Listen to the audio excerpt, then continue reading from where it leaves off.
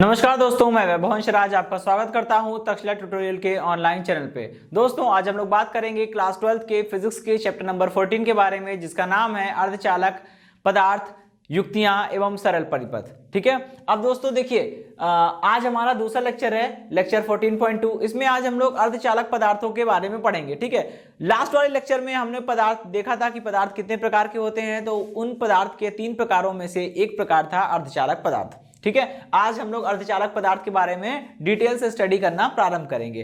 देखिए, पहले तो ये जान लीजिए, अर्धचालक पदार्थ भी 2 प्रकार के होते हैं। एक निज अर्धचालक, जिसे इंग्लिश में इंट्रिंसिक सेमीकंडक्टर कहते हैं। दूसरे वाले या दूसरे टाइप के अर्धचालक को हम लोग बाह्य अर्धचालक कहते हैं। ठीक है, अभी देखिए, बाह्य अर्धचालक भी 2 प्रकार के होते हैं, पी टाइप अर्धचालक, एन टाइप अर्धचालक। ठीक है, मुझे इन सभी को कंसीडर करना है।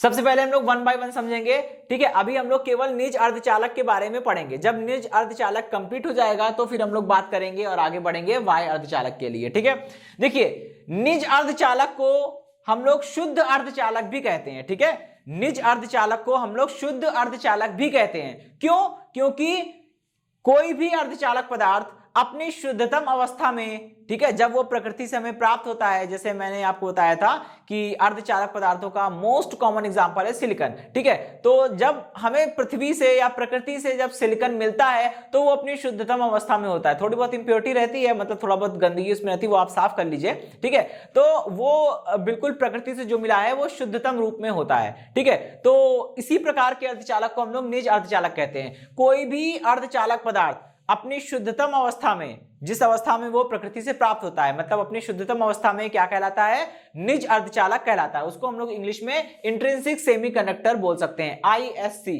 Intrinsic semiconductor. ठीक है, अच्छा, अब यहां पे हमको डिटेल में पढ़ना है कि इंट्रिंसिक सेमीकंडक्टर क्या होता है। खैर, थोड़ा आगे भी यहां भी देख लीजिए, ओवरव्यू क्या है इनका। बाह्य अर्धचालक इसका उल्टा होता है। ठीक है, जब किसी अर्धचालक पदार्थ को उसकी शुद्धतम अवस्था से परिवर्तित करके उसमें कुछ पदार्थ मिला दिया जाता है जिससे कि उसकी चालकता बढ़ जाए। ठीक है, जब किसी निज अर्धचालक में कोई पदार्थ मिला दिया जाता है ताकि उसकी चालकता बढ़ जाए और उसमें अब ज्यादा करंट फ्लो हो, तो इस प्रकार प्राप्त अर्धचालक को हम लोग बाह्य अर्धचालक बोलते हैं, यानी कि एक्सट्रिंसिक सेमीकंडक्टर। ये 2 प्रकार के होते हैं, पी टाइप, एन टाइप। वो हम लोग अभी पढ़ेंगे, लेकिन उससे पहले हमें ये जानना होगा कि निज अर्धचालक के भीतर परमाणुओं की, इलेक्ट्रॉनों की व्यवस्था क्या होती है, कैसे होती है, और इसमें विद्युत धारा का प्रवाह होता है कि नहीं होता है तो कैसे होता है, ये सारी चीजें। ठीक है, चलिए दोस्तों, देखिए, यहां पे मैंने एक निज अर्धचालक के भीतर की व्यवस्था को दर्शाया है। ठीक है, अब दोस्तों यहां देखिए, मैंने अर्धचालक पदार्थ में परमाणुओं की व्यवस्था को दर्शाया है। ठीक, सबसे पहले तो ये जान लीजिए कि अर्धचालक पदार्थ जो होते हैं उनकी संयोजकता कितनी होती है? 4 होती है। ठीक है, अर्धचालक पदार्थों की संयोजकता होती है 4। और संयोजकता का मतलब क्या होता है? केमिस्ट्री में आपने पढ़ा होगा कि किसी भी तत्व के अन्य तत्वों से संयोग करने की क्षमता को ही हम लोग क्या बोलते हैं? संयोजकता बोलते हैं। तो संयोजकता 4 होने का मतलब यह है कि जितने भी अर्धचालक पदार्थ आपको मिलेंगे वो 4 अन्य तत्वों से जुड़ सकते हैं। और वैसे मैं बता दूं कि आप ये देखिए, कार्बन परिवार के जितने भी तत्व होते हैं, ठीक है, कार्बन, उसके नीचे सिलिकॉन, फिर ये जर्मेनियम, ये सारी चीजें, ठीक है, इंडियम वगैरह, अभी क्या है इसमें, ये सभी जो है कार्बन परिवार के जितने भी तत्व हैं ये सभी अर्धचालक पदार्थों की तरह व्यवहार करते हैं। ठीक है, अभी इसमें कार्बन को हम लोग इसलिए नहीं लेते क्योंकि कार्बन बहुत छोटा है, उसमें वायतम कोश से इलेक्ट्रॉन निकालने में ज्यादा ऊर्जा लगेगी, इसलिए आप उसको छोड़ दीजिए। ठीक है, जर्मेनियम और सिलिकॉन ये काफी मोस्टली यूज होते हैं। और उसके नीचे आने वाले तत्व, जैसे कि आप ले लीजिए कांच को, लेड को ले लीजिए, तो लेड जो है वो बहुत भारी तत्वों में आने लगते हैं, इसलिए उसको भी छोड़ देते हैं। कार्बन परिवार के केवल 2 तत्व, सिलिकॉन और जर्मेनियम, इन्हीं को हम लोग कंसीडर करते हैं as a semiconductor, as a अर्धचालक। ठीक है, अभी देखिएगा, तो हम यहां पे मैंने कहा कि ये जो अर्धचालक पदार्थ है इनकी संयोजकता कितनी होती है?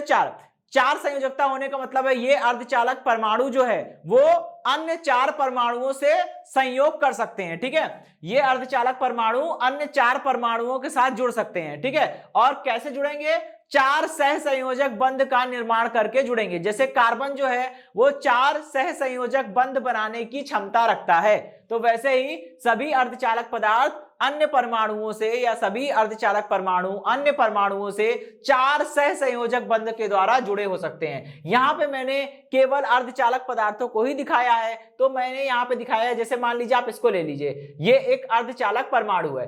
ये अर्धचालक परमाणु अपने सराउंडिंग में, अपने चारों ओर केवल 4 सहसंयोजक बंध बना सकता है, और ये पहला सहसंयोजक बंध, ये दूसरा, इधर बनेगा तीसरा, ऊपर बन रहा होगा चौथा। ठीक है, तो ये परमाणु चारों सहसंयोजक बंध के द्वारा 4 अलग अलग परमाणुओं से, किससे, अर्धचालक परमाणुओं से जुड़ा हुआ है। ठीक है, ये सब एक ही पदार्थ है। अगर ये जर्मेनियम है तो ये भी जर्मेनियम का परमाणु होगा, ये भी जर्मेनियम का परमाणु, ये भी जर्मेनियम का ही परमाणु होगा। अगर सिलिकॉन है तो ये भी सिलिकॉन का परमाणु, ये भी सिलिकॉन का, और ये भी सिलिकॉन का, ये सब सिलिकॉन के ही परमाणु होंगे। ठीक है, आपस में एक दूसरे के साथ सहसंयोजक बंध से जुड़े हैं। ऐसे ही ये श्रृंखला अनंत तक चलेगी। मैंने केवल इतना बनाया है जितना कि यहाँ बोर्ड में आ जाए। ठीक है, अच्छा अभी देखिए शुरुआत में क्या होता है, T बराबर 0, T बराबर 0 केल्विन, इसको हम लोग क्या बोलते हैं, इसको हम लोग बोलते हैं परम शून्य ताप। ये तो आपने सुना ही होगा। ठीक है, परम शून्य ताप। तो परम शून्य ताप की अगर हम बात करते हैं, यानी कि 0 डिग्री केल्विन की बात करते हैं, तो 0 केल्विन पर क्या होता है, ये सभी अर्धचालक परमाणु जितने भी सहसंयोजक बंध से जुड़े हैं, आपको पता है एक सहसंयोजक बंध में 2 इलेक्ट्रॉनों की शेयरिंग होती है। ठीक है, तो 0 डिग्री केल्विन पर सारे इलेक्ट्रॉन अपने अपने बंधों में बंधे होते हैं, और कोई भी इलेक्ट्रॉन मुक्त नहीं होता, कोई भी इलेक्ट्रॉन फ्री नहीं होता। और आपको पता है कि किसी भी सॉलिड में, किसी भी ठोस पदार्थ में विद्युत धारा का जो प्रवाह होता है वो मुक्त इलेक्ट्रॉनों की गति के कारण होता है। और अभी मैंने बोला कि 0 डिग्री केल्विन पर, यानी परम शून्य ताप पर, अर्धचालक पदार्थों में सारे इलेक्ट्रॉन जो होते हैं वो अपने अपने बंध में बिजी होते हैं, अपने अपने बंध बनाने में बिजी होते हैं, व्यस्त होते हैं। कोई भी इलेक्ट्रॉन मुक्त इलेक्ट्रॉन नहीं होता, कोई भी इलेक्ट्रॉन फ्री नहीं होता कि वो कंडक्शन कर सके, कोई भी इलेक्ट्रॉन मुक्त इलेक्ट्रॉन नहीं होता, जिस कारण इसमें कोई भी धारा आपको नहीं मिलने वाली है। ठीक है, चलिए, लेकिन दोस्तों क्या होता है, जैसे मान लीजिए हमने ताप को 0 डिग्री केल्विन से बढ़ाया। जैसे ही आप ताप को 0 केल्विन से बढ़ाएंगे, क्या होगा, आपने उसे थोड़ी सी ऊर्जा दी। देखिए, ताप बढ़ाने का सीधा सा मतलब होता है आपको हीटअप करना पड़ेगा, बस बात खत्म, इसके अलावा कोई चांस नहीं है। ठीक है, आपको हीटअप करना पड़ेगा। आप पदार्थ को थोड़ा सा ऊष्मा दीजिए, जब आप पदार्थ को ऊष्मा देंगे तो उसका ताप बढ़ेगा। वो आपके द्वारा दी गई वो ऊष्मा, ठीक है, अर्धचालक परमाणु क्या करेंगे, अवशोषित कर लेंगे। आपके द्वारा दी गई ऊष्मा को अर्धचालक परमाणु जो है वो अवशोषित कर लेंगे, और उस ऊर्जा को अवशोषित करने के बाद वो ऊर्जा इलेक्ट्रॉनों को मिलेगी। अब इलेक्ट्रॉन क्या करेंगे, उस ऊर्जा का प्रयोग करके कंपन करना शुरू कर देंगे अपने ही बंध में। जब आपने उनको ऊर्जा दी, इलेक्ट्रॉनों को ऊर्जा मिल गई, और वो इलेक्ट्रॉन ऊर्जा पाने के बाद क्या करेगा, अपने बंध में कंपन करना शुरू कर देगा, थोड़ा बहुत हिलना शुरू कर देगा। और अगर आपने थोड़ी सी और ज्यादा एनर्जी दी होती, ठीक है, आप थोड़ी सी और ज्यादा एनर्जी देंगे तो ये इलेक्ट्रॉन कंपन करता करता क्या करेगा, अपने बंध को तोड़ देगा। और जैसे ही ये अपने बंध को तोड़ देगा तो एक इलेक्ट्रॉन यहां से निकल गया, इलेक्ट्रॉन यहां से बाहर निकल गया। ठीक है, ये इलेक्ट्रॉन बाहर निकल गया। ठीक, तो इलेक्ट्रॉन बाहर निकल जाएगा तो देखिए मुक्त इलेक्ट्रॉन हमारे पास आ गया। और अभी सारी प्रॉब्लम की जड़ क्या थी कि भाई हमारे पास मुक्त इलेक्ट्रॉन नहीं था। जब मुक्त इलेक्ट्रॉन नहीं होगा तो कंडक्शन कैसे होगा। अभी देखिए थोड़ा बहुत मतलब हम लोग का हल हो गया है, थोड़ा बहुत प्रॉब्लम सॉल्व हो गई है। ठीक है, प्रॉब्लम क्या थी कि भाई कोई मुक्त इलेक्ट्रॉन नहीं था, शुद्ध अर्धचालक में, निज अर्धचालक में कोई भी मुक्त इलेक्ट्रॉन नहीं था। और जब कोई मुक्त इलेक्ट्रॉन नहीं है तो उसमें चालन संभव भी नहीं है। जब इसमें कोई भी मुक्त इलेक्ट्रॉन नहीं है तो उसमें चालन भी संभव नहीं है। लेकिन हमने क्या किया, जैसे ही इसका ताप बढ़ाना शुरू किया तो ताप बढ़ाया तो उस पदार्थ को ऊर्जा मिलने लगी। जब उसको ऊर्जा मिलने लगी तो वो ऊर्जा इलेक्ट्रॉनों को मिलने लगी। जब इलेक्ट्रॉनों को वो ऊर्जा मिलने लगी तो क्या करेंगे, इलेक्ट्रॉन उस ऊर्जा को अवशोषित करके अपने बंध को तोड़कर भाग जाएंगे।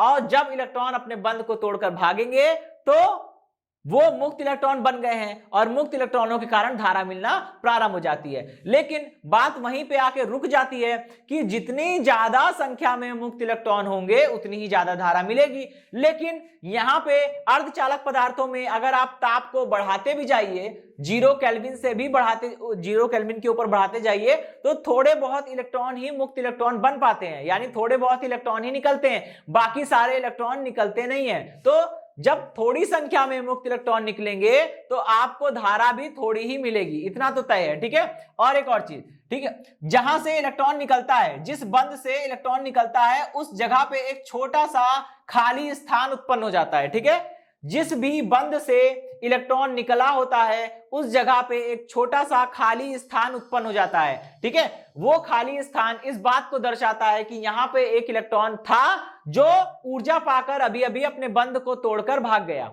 ठीक है, तो जिस बंध से इलेक्ट्रॉन निकलेगा उस जगह पे एक छोटा सा खाली स्थान उत्पन्न हो जाता है। इस खाली स्थान को क्या बोलते हैं? कोटर। जबकि इसको क्या बोलेंगे? मुक्त इलेक्ट्रॉन। इसे हम लोग क्या बोलेंगे? मुक्त इलेक्ट्रॉन। इसे हम लोग क्या बोलेंगे? कोटर। ठीक है, इसे हम लोग बोलते हैं कोटर।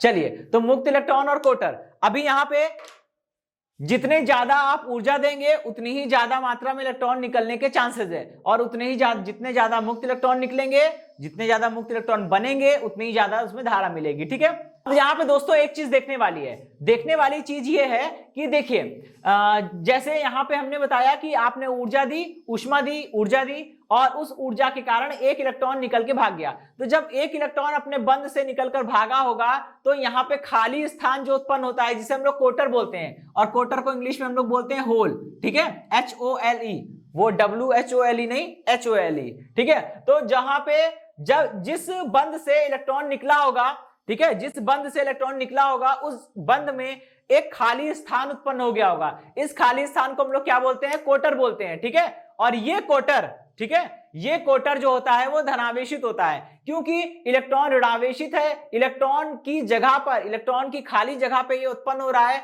तो ये उस बात को दर्शाएगा कि यहाँ पे इलेक्ट्रॉन होना चाहिए लेकिन है नहीं। ठीक है, तो यहाँ जो खाली स्थान उत्पन्न हुआ है जिसे हम लोग कोटर बोल रहे हैं, उसका चार्ज, उसका आवेश ठीक इलेक्ट्रॉन के आवेश के बराबर होता है, लेकिन पॉजिटिव होता है। ठीक है, चलिए, तो ये कोटर का चार्ज कितना हो जाएगा? पॉजिटिव। अब देखिए, हमने बोला यदि मान लीजिए, अब यहां पे एक और चीज है मैं बताना चाह रहा था कि जितने मुक्त इलेक्ट्रॉन बंध तोड़कर निकलेंगे, ठीक है, बंध को तोड़कर जितने भी इलेक्ट्रॉन निकलेंगे उतने ही इलेक्ट्रॉन मुक्त इलेक्ट्रॉन बनेंगे।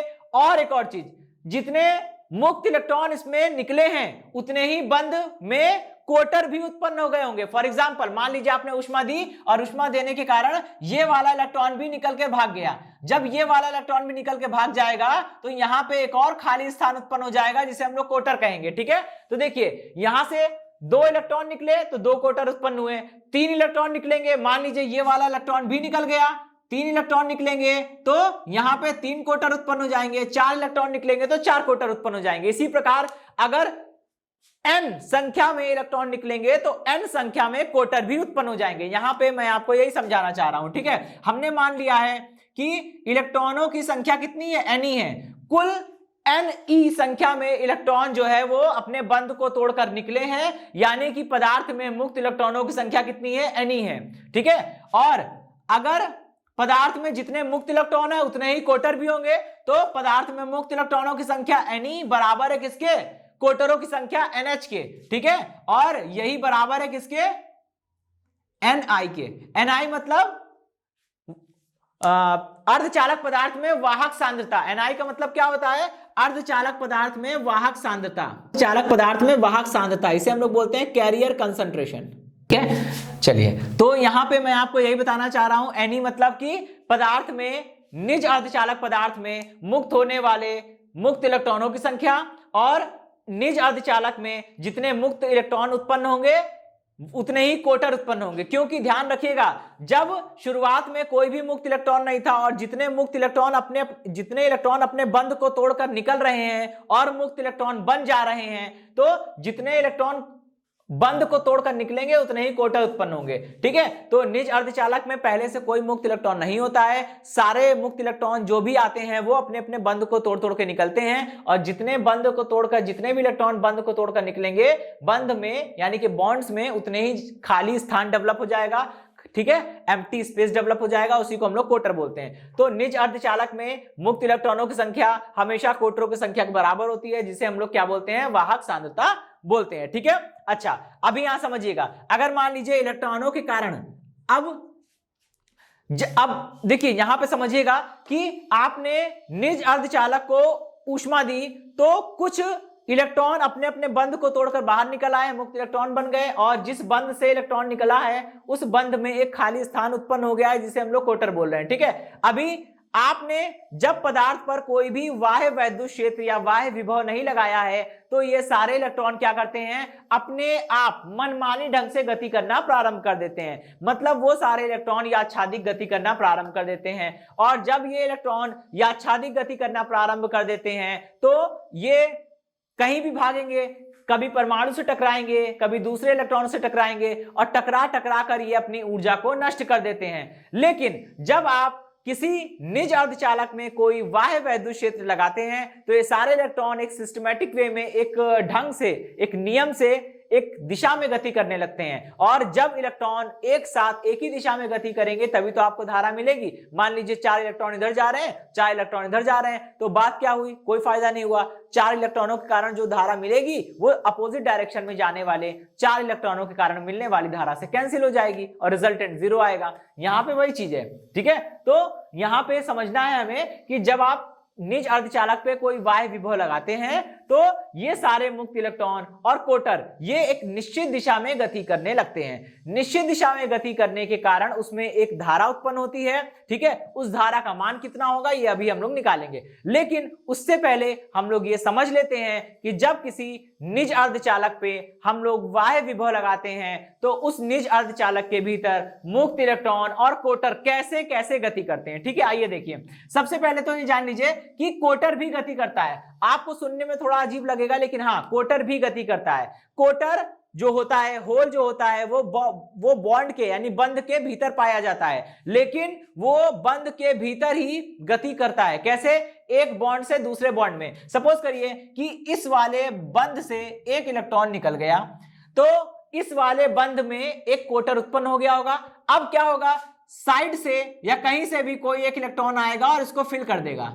इसको फिल कर दिया, ये इलेक्ट्रॉन आया, इसको फिल कर दिया। अब ये इलेक्ट्रॉन भाग गया, दूसरे वाले बॉन्ड में चला गया, ये इलेक्ट्रॉन भाग के दूसरे वाले बॉन्ड में चला गया, तो यहां तो खाली स्थान उत्पन्न हो जाएगा, ये कोटर बन गया। फिर क्या होगा, मान लीजिए ये वाला इलेक्ट्रॉन आके इसको फिल कर दिया, ठीक है, तो ये फिल हो गया, ये फिल हो जाएगा, तो जहां से इलेक्ट्रॉन चला है वहां पे एक कोटर उत्पन्न हो जाएगा। ये देखिए यहां पे कोटर उत्पन्न हो गया, बस, ठीक है। अब इस कोटर को भरने के लिए अगर ये वाला इलेक्ट्रॉन आएगा तो यहां कोटर उत्पन्न हो जाएगा। देखा आपने कैसे कोटर एक बॉन्ड से दूसरे बॉन्ड में आया, दूसरे बॉन्ड से तीसरे बॉन्ड में गया, तीसरे से चौथे, चौथे से पांचवे, ऐसे करके वो सर्कुलेट करता रहेगा, ठीक है। तो यहां पे मैं आपको यही समझाना चाह रहा हूं, ठीक है, कि कैसे मुक्त इलेक्ट्रॉन तो बिल्कुल ही फ्री होते हैं, मुक्त इलेक्ट्रॉन किसी भी बंध में नहीं पाए जाते, इस कारण मुक्त इलेक्ट्रॉन तो बिल्कुल फ्री होकर गति करना प्रारंभ कर देते हैं। लेकिन कोटर जो होते हैं वो एक बंध से दूसरे बंध, दूसरे बंध से तीसरे बंध, ऐसे करके गति करना प्रारंभ करते हैं, ठीक है। तो कुल मिला के कहने का मतलब यह है कि जब आप किसी निज अर्धचालक पे कोई बाह्य वैद्युत क्षेत्र लगाते हैं, कोई बाह्य विभव लगाते हैं, तो ये सारे मुक्त इलेक्ट्रॉन और सारे कोटर याच्छादिक रूप से गति करने के बजाय एक निश्चित दिशा में गति करने लगते हैं, जिसके कारण हमें धारा मिलती है। और इस धारा को हम लोग कैसे प्रदर्शित करेंगे, मान लीजिए अगर इलेक्ट्रॉन के कारण मिलने वाली धारा IE है और कोटर के कारण मिलने वाली धारा IH है, तो IE प्लस IH is equal to I, ठीक है। यानी कि किसी निज अर्धचालक में मिलने वाली कुल धारा का मान, किसी निज अर्धचालक में मिलने वाली कुल धारा I का मान इलेक्ट्रॉन के कारण मिलने वाली धारा IE तथा कोटर के कारण मिलने वाली धारा IH के योग के बराबर होती है, ठीक है। एक बार फिर सुनिएगा, किसी निज अर्धचालक में मिलने वाली कुल धारा का मान, कुल धारा मतलब I का मान इलेक्ट्रॉन के कारण मिलने वाली धारा IE तथा कोटर के कारण मिलने वाली धारा IH के योग के बराबर होती है, ठीक है। चलिए इतनी बात समझ में आ गई। अब हम लोग आगे बढ़ेंगे, ठीक है, और इसी टॉपिक से जुड़ा कुछ और चीजें देखेंगे। मतलब अभी हम लोग एनर्जी बैंड गैप बनाने वाले हैं और एनर्जी बैंड गैप के माध्यम से समझेंगे कि कैसे निज अर्धचालकों में ये चालन की प्रक्रिया हो रही है, ठीक है। तो अब देखिए यहां पे मैंने आपके सामने दो डायग्राम बनाए हुए हैं। पहला डायग्राम जो है वो T बराबर 0 केल्विन पे है और दूसरा डायग्राम जो है वो T is greater than 0 kelvin है। यहां पे हमें ये समझने की जरूरत है कि अगर किसी भी अर्धचालक पदार्थ का ताप 0 डिग्री पर रखा जाए तो उस अर्धचालक में, उस निज अर्धचालक में कोई भी मुक्त इलेक्ट्रॉन नहीं होगा, और जब कोई मुक्त इलेक्ट्रॉन नहीं है तो कोई कोटर भी नहीं होगा, क्योंकि आपको पता है किसी निज अर्धचालक में शुरुआत में प्रारंभ में कोई भी मुक्त इलेक्ट्रॉन नहीं होते हैं, सारे इलेक्ट्रॉन अपने अपने बंध का निर्माण करने में व्यस्त होते हैं। लेकिन जब आप उसे ऊष्मा देंगे तो आपके द्वारा दी गई ऊष्मा से वो इलेक्ट्रॉन क्या करेंगे, अपने बंध को तोड़कर बाहर निकल आएंगे। अब वो इलेक्ट्रॉन अपने बंध से बाहर निकल चुके हैं तो वो कैसे हो जाएंगे, वो कहलाएंगे आपके मुक्त इलेक्ट्रॉन। और जब कोई भी इलेक्ट्रॉन अपने बंध को तोड़कर बाहर निकलता है तो उस बंध में उस इलेक्ट्रॉन की एक खाली जगह डेवलप हो जाती है, उत्पन्न हो जाती है। उसी खाली जगह को हम लोग बोलते हैं होल, ठीक है, यानी कि कोटर। ठीक, तो जितनी संख्या में इलेक्ट्रॉन उतनी संख्या में कोटर, मैंने आपसे बताया था। तो देखिए, जब T = 0 केल्विन में सारे इलेक्ट्रॉन जो है वो अपने अपने बंध के निर्माण में व्यस्त हैं, अपने अपने बंध बनाने में व्यस्त हैं। लेकिन जैसे ही आपने तापमान को 0 डिग्री केल्विन से बढ़ाना प्रारंभ किया, बढ़ाना स्टार्ट किया, तो धीरे धीरे करके क्या होगा, आप इलेक्ट्रॉनों को ऊर्जा दे रहे हैं। जब इलेक्ट्रॉनों को मिलने वाली ऊर्जा इतनी हो जाएगी कि वो बंध को तोड़कर बाहर निकलने में सक्षम हो जाए तो वो इलेक्ट्रॉन अपने अपने बंध को तोड़कर बाहर निकल आएंगे। देखिए, अब मैंने यहाँ पे डायग्राम में दिखाया है, पहली वाली कक्षा से कुछ इलेक्ट्रॉन जो है वो निकल गए, और जब इलेक्ट्रॉन अपने बंध को तोड़कर निकल जाएंगे तो उस जगह पे खाली स्थान उत्पन्न हो जाएगा, जिसे हम लोग कोटर बोलेंगे। ये खाली स्थान क्या है, कोटर है। ठीक, और यहां से 2 इलेक्ट्रॉन निकल के भाग गए। आप देख रहे होंगे कि यहां से 2 इलेक्ट्रॉन जो थे वही निकल के भाग गए हैं, अपने बंध को तोड़कर मुक्त इलेक्ट्रॉन बन गए हैं। और जब 2 इलेक्ट्रॉनों ने अपने अपने बंध को तोड़ा है तो दोनों इलेक्ट्रॉनों के बंधों में खाली जगह उत्पन्न हो जाएगी, खाली स्थान उत्पन्न हो जाएगा, जिसे हम लोग कोटर बोलते हैं। ठीक है, तो यहां पे आप देख रहे हैं कि हमने कैसे ऊर्जा बैंड चित्र के आधार पे किसी निज अर्धचालक में कंडक्शन यानी कि चालन की प्रक्रिया को दर्शाया है। ठीक है, यहां पे जो डायग्राम बना है वो ऊर्जा बैंड के आधार पर किसी निज अर्धचालक में वैद्युत चालन की प्रक्रिया को दर्शाता है। ठीक है, चलिए दोस्तों, अब ये टॉपिक समाप्त हुआ। यहां पे एक चीज ध्यान रखिएगा, मैंने आपसे बताया था कि निज अर्धचालक में क्या होता है, जब आप कोई बाह्य वैद्युत क्षेत्र लगाते हैं तो जितने मुक्त इलेक्ट्रॉन थे और जितने कोटर थे ये सभी एक निश्चित दिशा में गति करना प्रारंभ कर देते हैं। ठीक है, और जब इलेक्ट्रॉन और कोटर एक निश्चित दिशा में गति करना प्रारंभ करेंगे तभी उसमें एक धारा मिलती है। ठीक है, तो यहां पे हमें समझने की चीज ये है कि मुक्त इलेक्ट्रॉन तो फ्री है, मुक्त इलेक्ट्रॉन किसी से बंधा है क्या, नहीं, वो फ्री होके गति कर सकता है, वो बिल्कुल मुक्त रूप से गति कर सकता है। लेकिन कोटर की अगर हम बात करें तो मैंने आपको बताया था कि किस प्रकार कोटर एक बंध से निकल के दूसरे बंध में, दूसरे बंध से तीसरे बंध में, तीसरे बंध से चौथे बंध में, इस प्रकार से गति करता है। ठीक है,